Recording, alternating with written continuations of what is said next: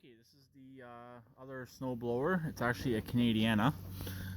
The starter, like I mentioned in the previous video, is junk. But if you look, I got battery cables hooked up, and there is a battery on my table. I have just installed a 12-volt starter on this, and got some good news.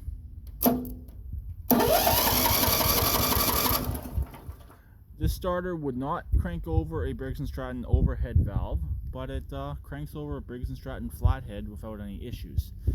So I don't got no spark, so that's the next thing I gotta look into is the ignition coil. As long as I can change out the ignition coil without having any issues like the studs breaking off, I will change out the ignition coil. This machine should not have points in condenser. It should be an electronic ignition.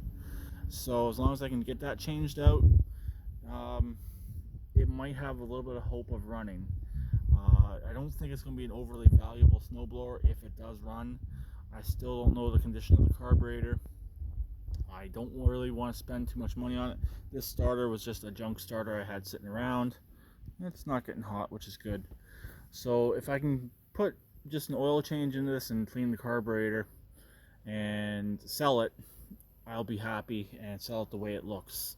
Maybe clean it up a little bit, but if not, don't do really anything to it. Just sell it as a working snowblower, $100 sort of thing, or get what I can get for it sort of thing. But I'm happy it will crank over an electric start. I'm not going through and I'm not putting an electrical system on this with a battery, solenoid, and all that stuff. I'm not doing anything of that. I'm just going to leave the 12-volt starter on here if it does run, because I don't have any other use for the starter, and we'll go from there. So I'll talk to them later. Please keep it right neck like always, and please my comment.